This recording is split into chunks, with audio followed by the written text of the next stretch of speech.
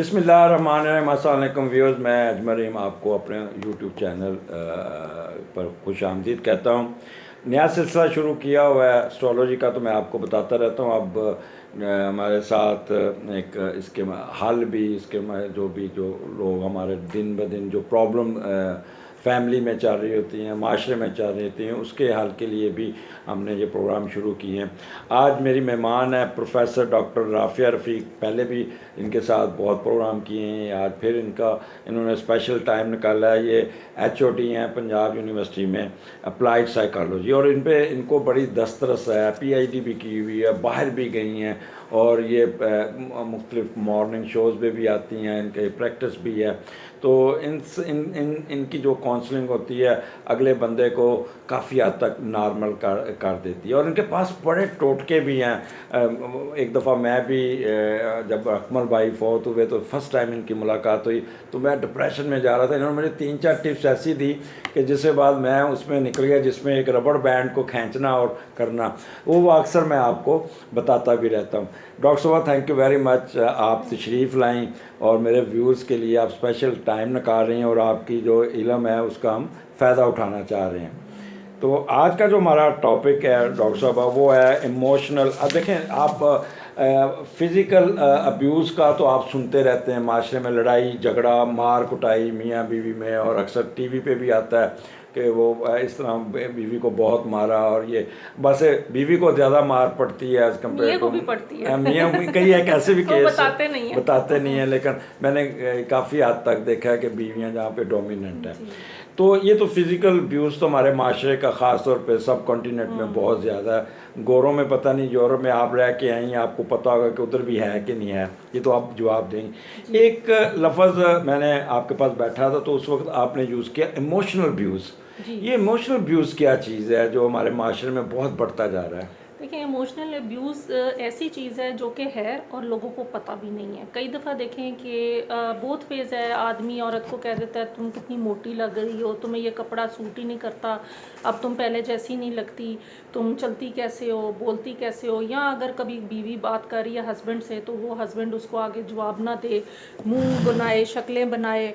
इस तरह का रवैया जो होता है वो एक इमोशनल अब्यूज़ में आता है, जिसके अंदर नेम कॉलिंग हो सकती है, और उसके अंदर इनअटेंशन हो सकती है, और यहाँ के रेसिप्रोकेशन नहीं है, अगले बंदे को जवाब ना देना, अगले बंदे की स्माइल का जवाब ना देना, हर वक्त एक डिसडेन फ्राउन अपने चेहरे पे रखना, गुस्से के हालत में रहना, अगर कोई खुश अखलाकी से बात भी कर रहा है तो उसको बिल्कुल इग्नोर कर देना, कोई चीज़ अगर अच्छी बनी है उस पर भी कुछ ना अप्रिसिएट करना, और हर बात को नेगेटिवली लेना। ये बहुत सी ऐसी फॉर्म्स हैं वर्बल नॉन वर्बल जो कि इमोशनल अब्यूज़ के ज़िम्मे में आती हैं। ज़रूरी नहीं कि आप किसी शख्स को थप्पड़ मारें या धक्का दें या उसके साथ फ़िज़िकली कोई अब्यूज़ करें।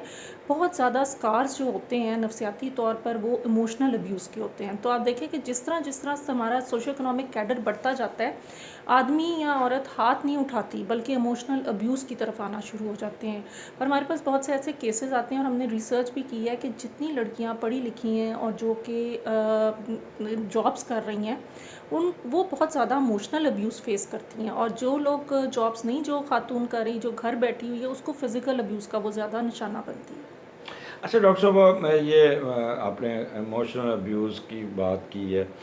अक्सर ये चीज़ें जो इमोशनल अब्यूज़ की आती हैं कि अगर फ़र्ज़ करें कोई वर्किंग लेडी है, तो वो बेचारी घर को कमा के भी ला रही है, ख़ावंद के साथ भी खड़ी हैं और घर को भी देखती हैं, और उसके बाद भी उसको तानाज़नी सुननी पड़ती है, और उसको ये यानी कि बाज़ दफ़ा उसको बड़े ऐसे ऐसे फ़िक्रे सुनने पड़ते हैं, क्योंकि मेरे पास आते हैं कि जैसे उसकी ना वो इज़्ज़त नफ्स पे। इज़्ज़त नफ्स मजरू होती है, उस पे जी। एलिगेशन गलत किस्म के लगते हैं।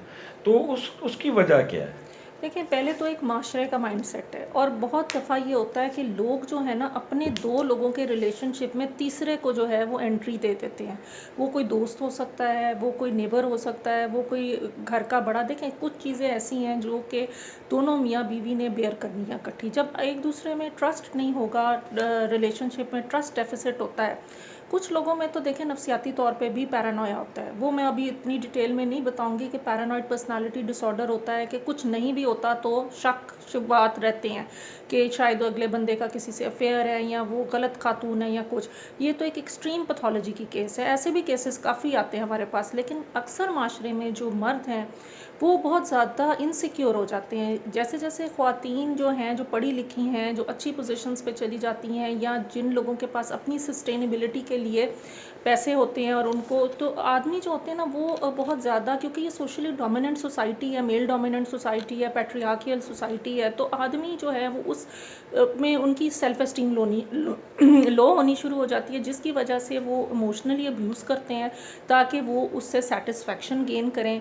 ऐसी शक्लें बनाना, ऐसी हरकतें करना ताकि अगला बंदा आइडेंटिफाई भी ना कर सके। अब एक बंदा आपके बात का जवाब नहीं दे रहा, तो अगले बंदे को शायद ये इल्म भी नहीं है कि ये इमोशनल अब्यूज़ के ज़िम्रे में आता है, तो वो उसको कुछ कहेगा भी नहीं। हमारे माशरे की मैं बात कर रही हूँ। इसी तरह अगर कई दफ़ा ये भी आया है कि बहुत ख़वातीन जो हैं, जो पढ़ी लिखी हैं या बहुत वेल सेटल्ड हैं, वो आदमियों को भी इमोशनल अब्यूज़ का निशाना बनाती हैं। हम दोनों की बात करेंगे, सिर्फ औरतों की नहीं, कि वो उस अपने हस्बैंड को उस तरह नहीं लेती, उसकी किसी जो है बात को कोई सराहना नहीं, जवाब नहीं देना, शक्लें बनाना, तो वो सेम दोनों साइड पे ही चलता है। या मैं अभी कथा कलामी माँ हमारे एक सेक्रेटरी में नाम नहीं लेता, तो कहता है या बात कर रहे थे, कहता है थके आ रहे शाम को घर जाते हैं, अभी घर में कदम रखा नहीं, तो वो बजाय कि वो जी ये घर का नलका ख़राब हो गया, प्लम्बर को नहीं आया, बिजली नहीं आ रही, ये है, मैं सारा काम ये देखूँ, कहता अभी बैठे तो 10 कामों की लिस्ट निकाल देती हैं और फिर बंदे का घर जाने को दिल नहीं करता। हाँ। तो ये बात आपकी मैं एग्री करता हूँ कि अक्सर ये इमोशनल अब्यूज़ में नहीं आएगा। ये है कि हम लोगों की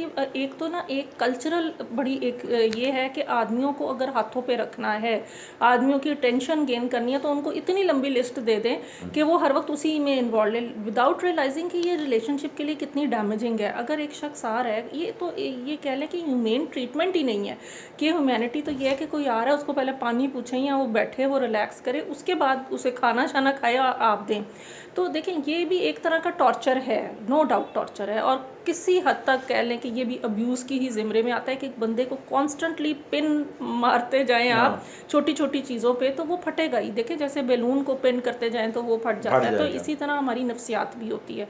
तो देखें, जो लोग अपने घरों को बचाना चाहते हैं, मेरा ख्याल में इस तरह के कह लें एक्सट्रीमिस्ट रवैयों से दूर रहना चाहिए। चाहे वो मर्द, कई मर्द भी घर आके कहते हैं आज खाना कैसा बनाया है, आज उसमें नमक नहीं है, आज वो वैसा, विदाउट रियलाइजिंग कि उस खातून ने अपना इतना प्रेशियस टाइम, एनर्जी सारा दिन घर के लिए खर्च की है। और फिर एक और बड़ा इम्बैलेंस है हमारी सोसाइटी में कि अगर वर्किंग वुमेन है, वो तो उससे तो रिक्वायर्ड है घर का भी करे, बाहर का भी करे, ठीक है ना। और जो आदमी है वो सिर्फ बाहर का करके थक जाते हैं। मैंने तो ऐसे भी मर्द देखे आते साथ बस लेट गए और जी बाकी तो सारा दिन आके घर में और कुछ नहीं करना, तो जो भी करना है वो ख्वातीन ने करना है। तो मतलब देखें, ये हमारे एक्सट्रीम रवैये हैं। चल लेट जाएं पर तनकीद तो ना करें, सड़ी सड़ियाँ ना छोड़े। अक्सर डॉक्टर साहब मेरे पास क्लाइंट्स आते हैं, तो वो वर्किंग वूमेन, तो वो कहती हैं कि मेरा मियाँ मेरे पे शक बहुत करता है और बहुत ज़्यादा करता, तो मैं उनको ये नसीहत करता हूँ कि ये जो हमारी आपने जैसे बीच में कहा है कि मर्द डोमिनेटेड सोसाइटी है, हस्बैंड जो मर्ज़ी बाहर करे और ख़ातून किसी के साथ बात भी कर ले या खड़ा भी हो जाए तो वो उसके दिल में एक आग लगी होती है, ये उसके पास क्यों खड़ी। तो मैं उनको ये कहता हूँ कि घर जाके ना एक तो अपना मोबाइल एक साइड पे फेंक दे, घर में मोबाइल वर्किंग वूमेन को, और दूसरा दफ्तर के सारा दिन किसी मर्द की तारीफ ना करें। आते ही कहो मैंने आज अपने बॉस को खरी खरी सुना दी, मैंने आज को ये कर, तो उसको ईगो सेटिस्फाइड होती है मेल हस्बैंड की मैं बात कर रहा हूँ। ये बड़ा अच्छी टर्म है हमारी नफ्सियात में, पार्टनर फबिंग, के दो पार्टनर्स अपना जब मोबाइल देख रहे होते हैं, ये भी इमोशनल अब्यूज़ के ज़िम्रे में आता है कि एक दूसरे को तवज्जो नहीं दे रहे होते। तो मैं अक्सर कहता हूँ कि आप घर जाके तो मोबाइल बंद कर दें, टाइम निकालें। अच्छा, अक्सर लोग रात को पार्टनर सो रहा है तो मोबाइल पे लगे तो उसकी आंख खुलती तो वो देखता है, उसके माइंड में शक आ जाता है, हालांकि वो ऑफिस का ही कोई काम हो जाए या हो जाए। तो ये चीज़ें हमारे माशरे में इस वक्त बहुत ही कहते हैं जैसे कैंसर की तरह सरियत कर चुके हैं, और यहाँ पे हमें ख़वातीन को थोड़ा सा मार्जिन देना पड़ेगा यहाँ पे, क्योंकि हमारे एस्ट्रोलॉजी में जब आते हैं ना डॉक्टर साहब, तो हम कहते हैं कि भी आपके मियाँ को शक करने की आदत है, सन के साथ राहु बैठा है, जब सन के साथ राहु बैठता है ना तो मियाँ शक करता है, तो आपको जब पता है कि उसने शक करना, बीवी के शक करने के पे क्या पैरामीटर्स होते हैं उसको वही बताते हैं ना कि बीवी वही सन मून के साथ अगर बैठा है तो वो आप पे हर वक्त नज़र रखेगी, ये करेगी, तो उसके फिर आगे कई हाल होते हैं, वो कभी नेक्स्ट में करेंगे। इसके अलावा आप ये जो वर्किंग वूमेन और जो उसकी जो मदर इन लॉ उसके रिलेशन पे जो ना वो उस पर कोई आखिर पे कंक्लूड कर जी, दे। मैं देखें जो वर्किंग वुमेन होती हैं उनको क्वालिटी टाइम अपने घर पे स्पेंड करना चाहिए। उनके पास बहुत घंटे नहीं होते, जितने घंटे हैं वो सबको टाइम दें। वो अगर आ गई हैं वो हेल्पफुल हों। देखें औरत के लिए थकना, मैं कहती हूँ औरत एक सोल्जर है, एक फ़ौजी है। जब वो घर एंटर हो वो तब भी फ़ौजी हो, जब वो बाहर हो तब भी बंदूकें कस के रखे। तो जो वो फ़ौजी होता है ना, उसको अपने घर में भी उसी तरह बिहेव करना चाहिए, उसको अपनी हेल्पफुल होना चाहिए। अब हर एक रिश्ते को उतना टाइम देना चाहिए। अगर वो घर आके टाइम नहीं देगी तो जाहिर है प्रॉब्लम्स आएंगी। और जब घर में बुज़ुर्ग और बड़े हों उनके साथ बहुत ज़्यादा मोहब्बत और प्यार के साथ, चाहे 2 मिनट बैठें, 10 मिनट बैठें, लेकिन बैठें ज़रूर। उनको क्वालिटी टाइम दें, बच्चों को क्वालिटी टाइम दें। देखिए अगर हाउसवाइफ है उससे इतनी ज़्यादा लोगों की एक्सपेक्टेशन नहीं होती। वो चाहे सारा दिन बैठ के, सास भी कभी बहू है के ड्रामे भी देख रही हाँ, होगी और काम भी नहीं करेगी ना, तो लोग नहीं कहेंगे। अगर कोई वर्किंग वुमेन है उससे रिक्वायरमेंट होती है कि जी ये क्योंकि घर से बाहर होती है तो ये घर को निगलेक्ट करती है। एक माइंड सेट बन गया हुआ है, हमें इसको चेंज करने की ज़रूरत है। मुझे लगता है जो वर्किंग वुमेन होती हैं ज़्यादातर वो ज़्यादा एनर्जेटिक होती हैं, वो ज़्यादा अपने टाइम को कैलकुलेट करके और अपने प्रॉपर क्वालिटी टाइम देती हैं। दूसरा एक और चीज़ जो आती है कि वो थकी हारी आती हैं और हस्बैंड की जो रिक्वायरमेंट है वो पूरी नहीं करती हैं, और वो करते हैं, जिससे हस्बैंड बड़ा चिड़चिड़ा होना शुरू हो जाता है। और the main cause of extra married जो अफेयर्स बनते हैं वो उनकी वर्किंग वूमेन की मूड स्विंग्स और नॉन अवेलेबिलिटी टू देखिए इस हस्बैंड। चीज़ में मैं थोड़ी सी इख्तलाफ करूंगी। जिन लोगों ने एक्स्ट्रा मैरिटल रिलेशनशिप करने होते हैं ना, उन लोगों की पर्सनालिटी टाइप होती है। उन्होंने बहरहाल ये एक तरह की रैशनलाइजेशन करते हैं लोग, हालांकि ये मेजर रीज़न नहीं होता। हमने रिसर्च की है, हमें पता चला है कि ये मेजर रीज़न नहीं होता। मेजर रीज़न है ऐसे लोगों ने करना ही करना होता है। पता नहीं आपके वो स्टार्स के हिसाब से उनका तो क्या confirm होता है। तो ये चीज़ें मेरा ख्याल में इससे नहीं। लेकिन हाँ, हमें हर, चाहे मर्द है चाहे औरत है, हमें क्वालिटी टाइम और एक दूसरे से जो है वो जो एक्सपेक्टेशंस हैं उसको हमें कोशिश करनी चाहिए कि उसको पूरा करें। डॉक्टर साहब वो आपने जो बात की एस्ट्रोलॉजी में तो ये तक भी आ जाता है कि अगर सन मून राहु इकट्ठा तो वो नौकरानियों पे भी लाइन मार रहा होता है हाँ और देखिए ये उनके वही साथ ना। भी वो अफेयर रखने की तो फिर कोशिश इसमें करता है। कहाँ औरत का कसूर आता है? देखिए हाँ। औरत का कसूर तो एक रैशनलाइजेशन है, बहुत सी चीज़ों में हो भी सकता है, लेकिन मेजॉरिटी में रैशनलाइज करता है ताकि उसको गिल्ट ना फील हो। तो ये चीज़ें मेरे ख्याल में अगर हम लोग सारे देखें कि अपने घरों को किस तरह बचाना है। हमने पेंडेमिक के दौर हैं, पेंडेमिक में ऑलरेडी एक नफसियाती पेंडेमिक है, ऊपर से हम जो है एक दूसरे को टाइम भी नहीं देंगे, क्वालिटी टाइम नहीं देंगे, अपने रिलेशनशिप्स को टाइम नहीं देंगे और अपने टेलीफोन्स और मोबाइल्स और वर्चुअल वर्ल्ड में रहेंगे तो जाहिर है हमारी ओरिजिनल वर्ल्ड तो अफेक्ट होगी ना। डॉक्टर साहब आपने ये जो हमने बातें की हैं बड़ी एक जो हमारे माशरे में जो हम कहते हैं घर बचाने वाली बातें। मेरी मदर जब अमेरिका गई 2000 में तो उन्होंने अपने अकमल साहब की मिसेस को भी और मेरी मिसेस को बुला के बैठाया अपने पास। उन्होंने कहा बच्चों मेरी गाल सुन लो कि मियाँ बीवी में लड़ाई होती रहती है, ठीक है, पर कभी हेडक्वार्टर ना छोड़ना, ठीक है, यानी कि कभी ठीक घर नहीं छोड़ना। तो ये जो आप अक्सर ख़वातीन छोटी सी बात होती है, बैग उठाती हैं और वो घर चली जाती है और आगे से उनके पेरेंट्स भी उनको वेलकम कर रहे होते हैं। गलत चीज़ है कि हाँ, अगर छोटी सी बात पे भी अगर आप वेलकम करेंगे बच्चा रीइंफोर्स हो जाता है। हाँ, बड़ी बात है आप बच्चे को सुने। देखिए आजकल के माशरे में नफसियाती बीमारियां इतनी फैल गई हैं कि बहुत से लड़के या लड़कियां नफसियाती बीमारी का शिकार हैं। उन केसेस में फिर पेरेंट्स को जो है वो लॉन्ग टर्म थेरेपी बच्चों को करवानी चाहिए। लेकिन यह कि छोटी छोटी बातों पे वेलकमिंग नहीं होना चाहिए। मैं इस चीज़ के खुद भी खिलाफ हूँ क्योंकि ये रीइंफोर्स करती है बच्चों का बिहेवियर।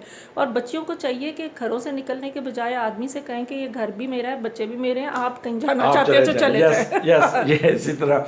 तो नाज़रीन मैं वैसे आपको मशवरा दूंगा बच्चियों को, ख़ासतौर बेटियों को, जो कि कभी घर ना छोड़ें। और अगर खुदा न खास्ता आपकी नाचाकी हो जाती है, ये एक टेम्प्रेरी फेस होता है जब आपका मार्स या सन नेगेटिव होता है और ये जो भी टाइम, तो उस वक्त आप किसी जेन्युइन एस्ट्रोलॉजर से, आप जरूर साइकोलॉजी से डॉक्टर साहब से मिलें, लेकिन जेन्युइन एस्ट्रोलॉजर से भी मिल लें। वो आपको टाइम फ्रेम बता देगा यहाँ तक आपने सीज़ फायर रखना है, इसके बाद बेशक आप ये आपके हालात ख़त्म हो जाएंगे। तो ये मेरा ख्याल है कि अप्लाइड साइकोलॉजी के लोग और एस्ट्रोलॉजर मिलके अगर काम करें तो हम काफ़ी हद जी हम तक लाइट फील्ड्स ही हैं basically, लाइट हाँ। फील्ड ही है। तो मैंने तो डॉक्टर साहबा से काफ़ी सीखा है। डॉक्टर साहबा को मैंने अक्सर अब रिक्वेस्ट करूँगा कि मेरे व्यूअर्स को आके बताएं, क्योंकि आपके ह्यूमन साइकोलॉजी जितना आप समझती हैं उतना कोई बंदा नहीं समझ सकता। और ये ख़ास तौर पे हमारे पाकिस्तान में बच्चियों के लिए बहुत इम्पॉर्टेंट, मर्दों के लिए भी इम्पॉर्टेंट है।